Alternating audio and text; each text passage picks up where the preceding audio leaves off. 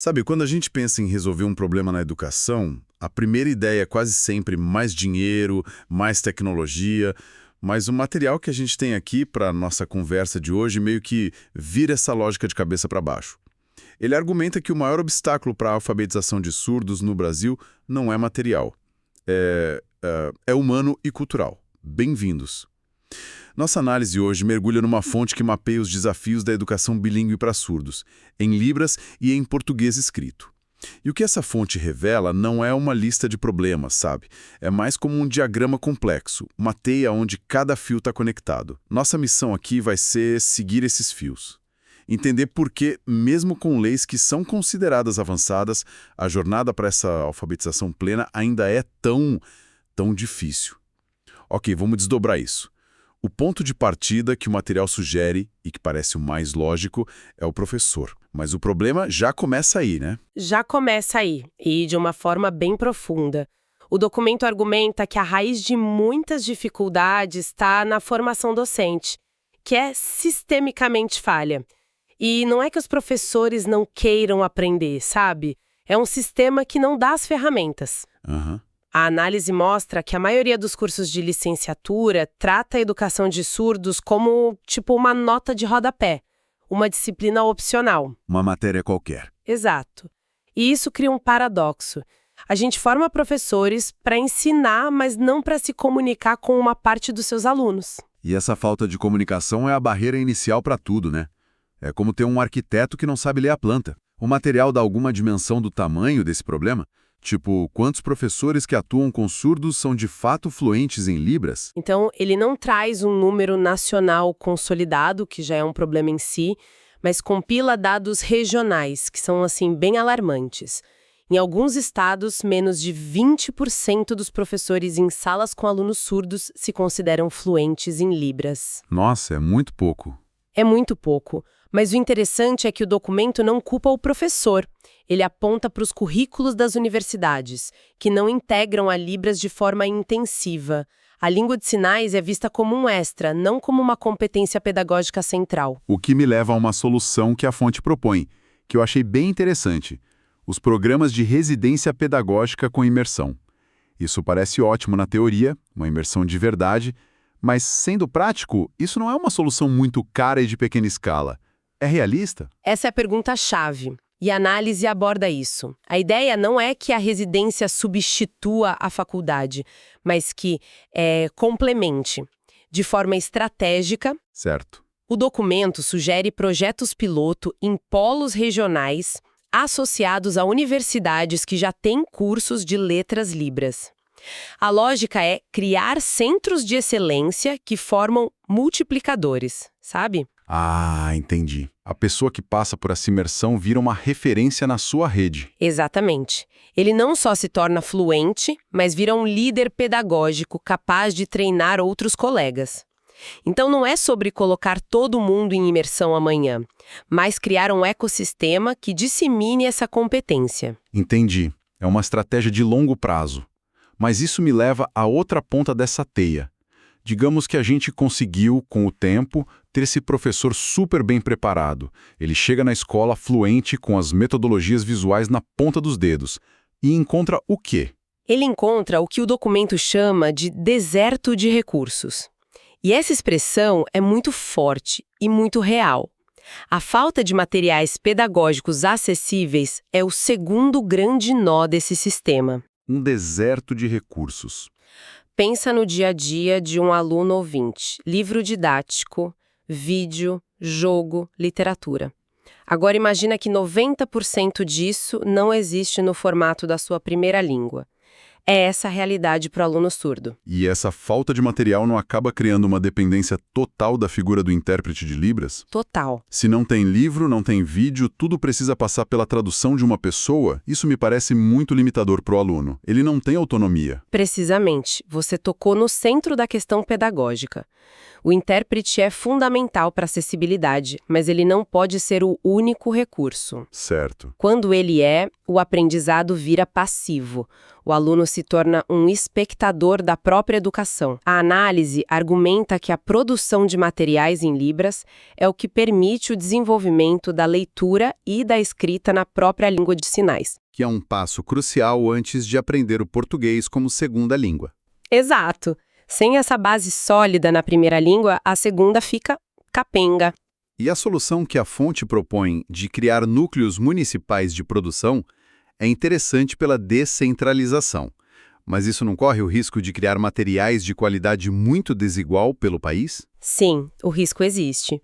E o documento reconhece isso. A proposta não é que cada município se vire sozinho. A ideia é um sistema cooperativo. O governo federal daria as diretrizes e as plataformas, o Estado daria o suporte financeiro e pedagógico, e os municípios, com a comunidade surda local, fariam a adaptação do conteúdo para sua realidade. Faz sentido. Um material que fala sobre a realidade de uma criança na Amazônia, por exemplo. Isso! Algo que o material produzido em São Paulo jamais faria. É trocar uma padronização que não funciona por uma personalização que é relevante. O que nos leva a uma barreira que essa não se resolve com verba. Porque de que adianta o melhor material e o melhor professor se a sociedade ao redor e às vezes a própria escola opera com base no preconceito? As tais barreiras atitudinais. Elas são a fundação invisível que sustenta todas as outras. A análise é muito clara nisso. A crença de que a surdez é um déficit a ser corrigido e não uma diferença linguística contamina todo o sistema. É um estigma, né? É um estigma. E é essa mentalidade que leva um gestor a pensar: por que investir tanto num professor para só 2 alunos surdos? É o que faz com que as expectativas sobre o potencial desses alunos sejam sempre mais baixas. Então, essa crença é o que, no fundo, justifica a falta de investimento em formação e materiais que a gente estava falando. É um ciclo que se retroalimenta. Por acreditar que eles não podem aprender, não se investe. E por não investir, eles de fato têm mais dificuldade, o que reforça a crença inicial. É perverso. Totalmente. E o impacto na família é devastador. Imagino. O documento cita que mais de 90% das crianças surdas nascem em famílias de pais ouvintes. Pais que nunca tiveram contato com a surdez ou com a Libras. Eles recebem o diagnóstico e, junto, uma avalanche de desinformação, de abordagens que focam só na correção da audição.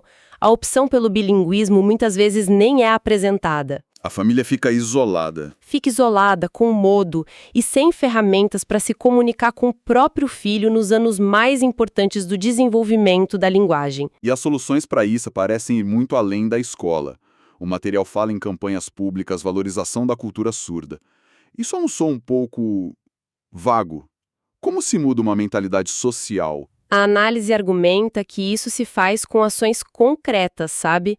Não é só uma campanha na TV dizendo respeite a Libras. Certo. É, por exemplo, financiar produções culturais de artistas surdos, garantir que pronunciamentos oficiais tenham intérpretes em destaque, criar programas que ofereçam cursos de Libras de graça para os pais, desde o diagnóstico da criança. A ideia é tirar a surdez da caixinha da deficiência e colocar no palco da diversidade cultural do país. Isso tudo nos leva, claro, ao papel do Estado. No papel, o Brasil tem leis excelentes, né? O reconhecimento da Libras é de 2002. Mas a análise descreve um abismo entre a lei e a prática. Onde que está a falha? A falha, segundo o documento, está na implementação e na fiscalização. A lei cria o direito, mas não detalha as obrigações de orçamento e os mecanismos de controle. Então, o financiamento da educação especial acaba sendo diluído no grande orçamento da educação. Não tem rúbricas específicas. E o dinheiro acaba sendo usado para tapar outros buracos. E a fonte sugere uma abordagem bem pragmática para isso. Condicionar o repasse de verdas a resultados. Isso não poderia penalizar justamente os municípios mais pobres, que têm menos capacidade e aí teriam os recursos cortados? É um risco real. E a proposta vem com um contrapeso. O fortalecimento da assessoria técnica do governo federal e dos estados aos municípios. Certo, então não é só punir. Não, a ideia não é punitiva, é indutiva. O município apresenta um plano, com metas claras, ele recebe apoio técnico para executar e o repasse de verbas extras fica condicionado ao progresso. E o ponto crucial é que os conselhos que fiscalizam isso precisam ter participação da comunidade surda local. Para garantir que as metas sejam realistas. Exato, e que o dinheiro atenda às necessidades de verdade, não só aos interesses políticos. Faz sentido. E com tudo isso posto, professor, escola, sociedade, política, vamos voltar para a sala de aula. Como essa teia de problemas aparece no currículo e na avaliação do aluno? Aparece da forma mais cruel, com a aplicação de um modelo pensado para ouvintes. O currículo padrão ele é áudio-centrado. Ele parte do princípio que o aluno já domina o português oral. O que para o aluno surdo não faz o menor sentido. Nenhum. É como tentar usar um mapa de estradas para navegar no oceano. A análise insiste muito na necessidade de um currículo bilíngue de fato, com objetivos e cronogramas diferentes para o aprendizado de Libras e de português. Pode dar um exemplo prático? O que seria um objetivo diferente? Claro. Para o português, por exemplo, o foco inicial não seria na relação som-letra, que é a base para ouvintes, mas numa abordagem visual. O aluno aprende a reconhecer palavras escritas, associando a imagens e a sinais em Libras. Certo, o significado primeiro. Isso. Já para Libras, o objetivo seria expandir o vocabulário, aprender a usar o espaço para criar narrativas, dominar as expressões faciais, que são parte da gramática da língua, são competências diferentes. E se o ensino é diferente, a avaliação tem que ser radicalmente diferente também. Exatamente. Uma prova escrita em português para um aluno surdo não avalia o conhecimento dele de história, avalia a proficiência dele na segunda língua. É uma avaliação injusta. Injusta e ineficaz. Ineficaz. O documento defende avaliações autênticas. Em vez de uma prova sobre o ciclo da água, o aluno pode fazer um vídeo em Libras, explicando o processo, ou criar uma história em quadrinhos, usar portfólios. Mas aí a gente volta para o nosso primeiro ponto. Para aplicar uma avaliação em Libras, o avaliador precisa ser fluente em Libras. Pois é. Se os professores não têm essa formação, todo o sistema de avaliação desmorona, a teia se fecha. Perfeitamente colocada. É por isso que a formação docente é o ponto de partida e de chegada de todo o sistema. Sem professores bilíngues, não existe ensino bilíngue, não existe avaliação bilíngue. Cada nó da rede depende do outro. Exato. Mexer numa peça só não adianta. Tem que fortalecer a estrutura toda ao mesmo tempo. Então, recapitulando, a análise que a gente explorou mostra que a questão não é o que falta para alfabetizar os surdos. A pergunta certa é como o sistema todo precisa ser reestruturado para ser genuinamente bilíngue. E a resposta não é uma coisa só, mas um conjunto de ações coordenadas, que vão desde a formação do professor até o preconceito da sociedade. Exato. A conclusão que emerge do material é que soluções pontuais, por mais bem intencionadas que sejam, estão fadadas ao fracasso. É preciso uma abordagem sistêmica que reconheça a complexidade do problema e invista de forma coordenada em todas essas frentes. E a leitura desse material nos deixa com uma provocação final. A análise foca muito nas estruturas necessárias para a alfabetização. E isso nos leva a perguntar: uma vez que a gente tenha sucesso nisso, uma vez que a gente tenha uma geração de jovens surdos plenamente bilíngues, o que acontece depois? Como o mercado de trabalho, como a sociedade em geral está preparada para valorizar e integrar as competências únicas dessa pessoa? Que novas oportunidades são criadas ou, mais importante, que oportunidades a gente está perdendo agora por não reconhecer o poder desse bilinguismo?